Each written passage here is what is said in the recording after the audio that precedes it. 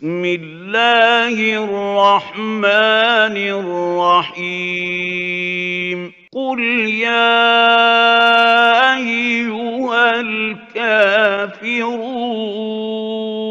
لا أعبد ما تعبدون ولا أنتم عابدون ما أعبد ولا أنا عابد ما عبدتم ولا أنتم عابدون ما أعبد لكم دينكم ولي دين.